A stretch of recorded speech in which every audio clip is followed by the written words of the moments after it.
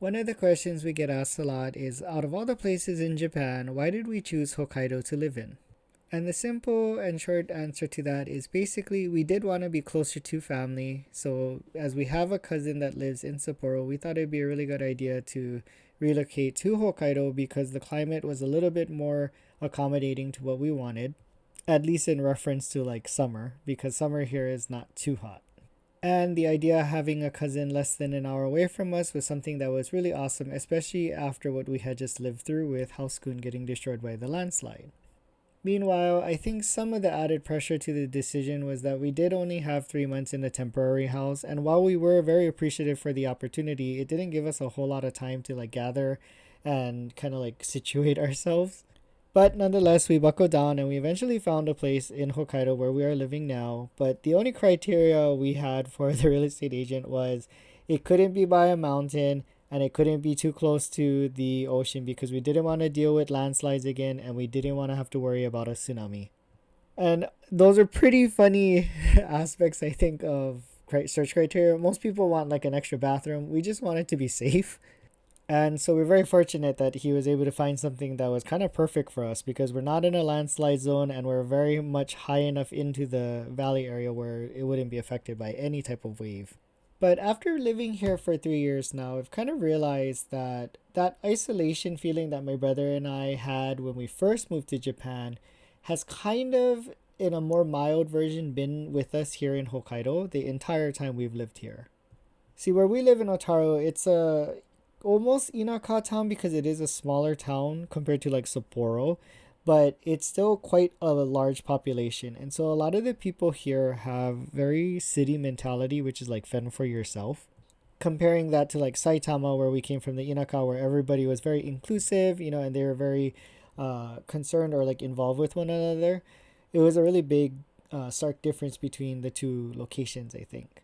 And so, in a lot of ways, my brother and I have become kind of isolated again. But what kind of differs that for he and I think, is that our family visits a whole lot. I mean, we have somebody here almost every other month, and then we have our friends that, kind of intermingle as well.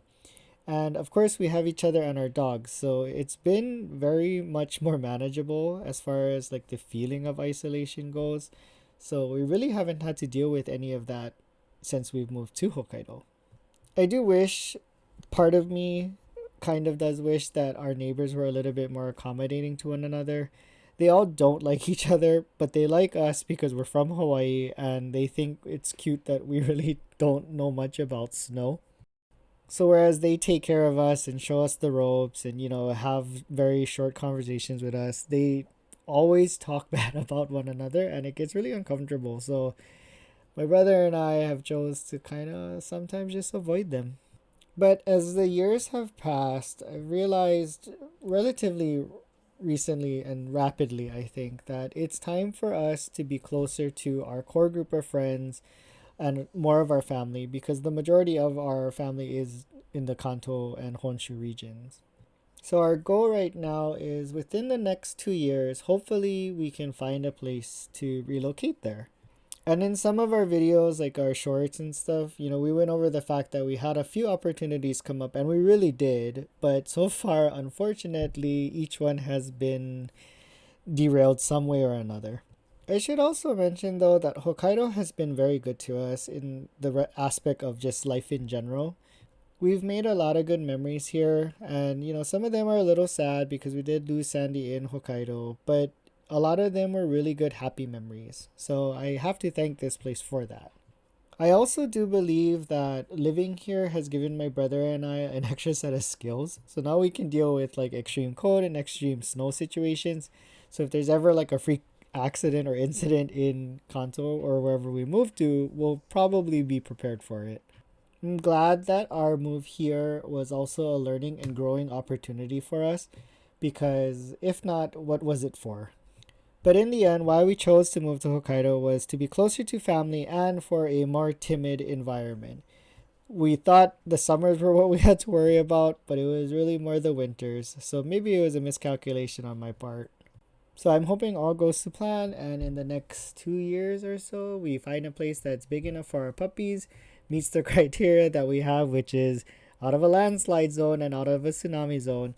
so that we can close this chapter of living in Hokkaido and open a new one so that we can continue our adventures through Japan. But that is why we now live in Hokkaido. Okay, bye!